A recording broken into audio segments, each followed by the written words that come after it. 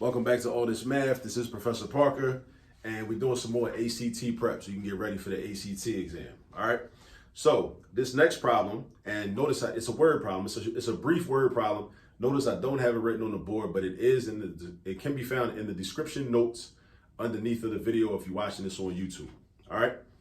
So the problem goes as follows. Mr. Brown went grocery shopping to buy meat for his annual office picnic. He bought 7 3/4 pounds of hamburger, 17.85 pounds of chicken, and 6.5 pounds of steak. How many pounds of meat did Mr. Brown buy? All right, so let's write these numbers down. Let's write these figures down, all right? So let's say 7 3/4 hamburger. All right. Now you see what they're trying to do. They're trying to trip you up by giving you different units for your measurements. 17.85 pounds of chicken, so almost 18 pounds, and 6.5 pounds of steak. So 6.5 steak. So the question is, how many pounds of meat did Mr. Brown buy? So you got to first make the decision. What operation am I going to do to try to figure that answer out? Should I multiply? Should I divide? Should I subtract? Should I add? You know, what should I do? Should I take the square root? Should I use an x? Should I square a number? It says, how many pounds of meat did he buy? He bought 3 different types of meat. So what they're really asking you is, altogether, what is the total pounds of meat that he bought? So when you think of that in that context, total altogether, that means you're doing addition. You're doing addition. When you see word problems, you gotta think, man. And actually, what I also recommend is inject yourself into the problem. Take Mr. Brown out of it. You don't know Mr. Brown. That's a fictitious person, right? Put yourself in it. Say you went grocery shopping, right, to buy meat. I mean, if you're a vegan or a vegetarian or a pescatarian, just play pretend or whatever, or act like it's somebody that you know personally that does eat meat. If you're a vegan or a vegetarian or a pescatarian or whatever, right? But put them in the problem. Either put yourself in the problem or put them in the problem, so it'll become more realistic, right? Become more realistic. Well, so-and-so, you know what I'm saying? We had the cookout and they had to go grab the food for the cookout, and they went to, Giant, or they went to Acme or whatever, or they went to, ShopRite or whatever, and they bought the, I don't know if you down south, they might have went to Publix or Kroger, you know what I'm saying? 7 3/4 pounds of hamburger, 17.85 pounds of chicken, and 6.5 pounds of steak. So altogether, what did they buy? So we know we need to add. We're going to add these numbers up, right? But here's the problem. This is a decimal, and these are mixed numbers. Mixed number, decimal. I can't add those like that, right? What I could do is I could either convert this to a mixed number and then add them, or I could convert these to decimals and then add all 3 decimals. Personally, I think it's easier to convert these to decimals.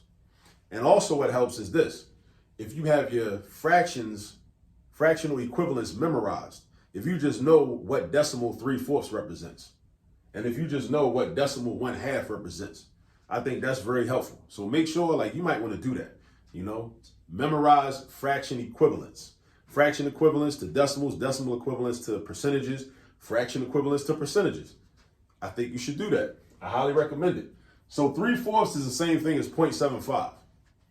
That's something you should memorize. Why does it make sense? 3/4 is the same thing as 3/4. 3/4 is 75 cents. 75 cents is the same thing as 0.75. So that means 3/4 is 0.75. So this would be, instead of 7 3/4, it would be 7 0.75. How do I write that though? 7 0.75 is like this, 7.75. 7.75. All right. Now, what if I didn't know that what if I didn't have it memorized?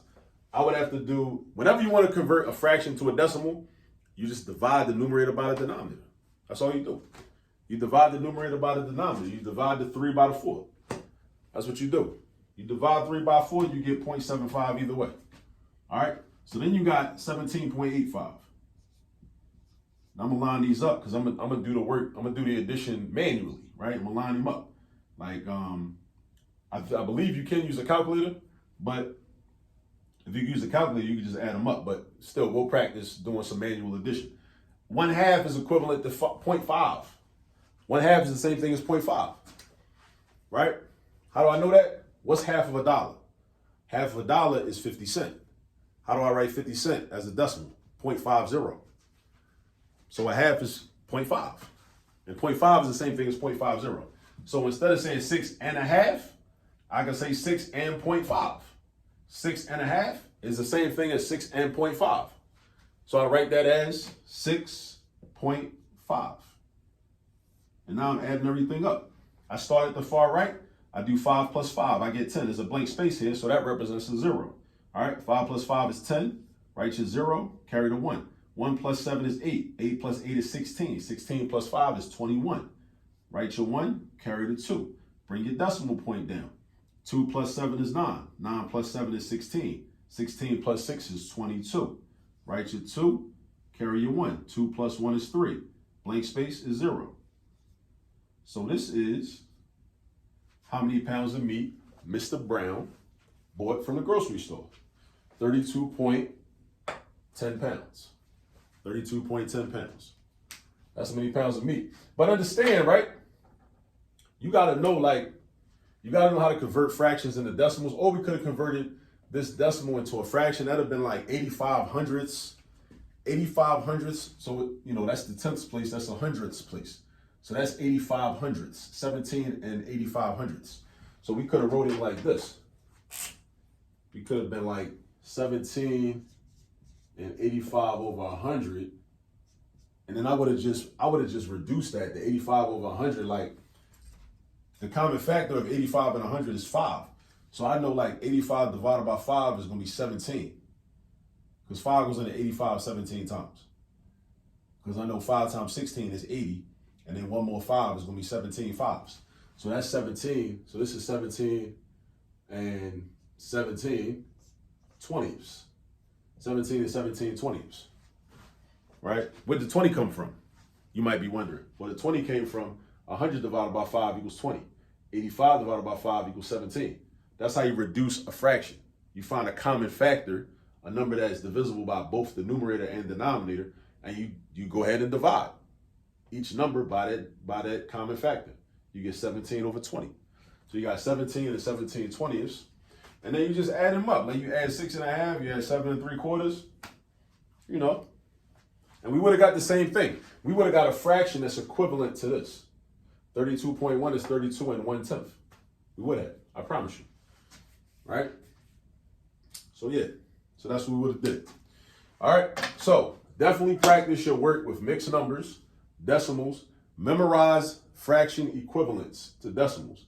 Memorize, because you see how it helped us in this problem. I just know off the top, 3/4 is 0.75. I know off the top, 1/2 is 0.5. That makes life a lot easier. And then actually you can use a calculator, so we would have saved time. I could have grabbed the calculator and just did the calculation, but I decided to just get some practice in, and just to show anybody that might need to see that. All right, so keep practicing for the ACT. I'll see you in the next video.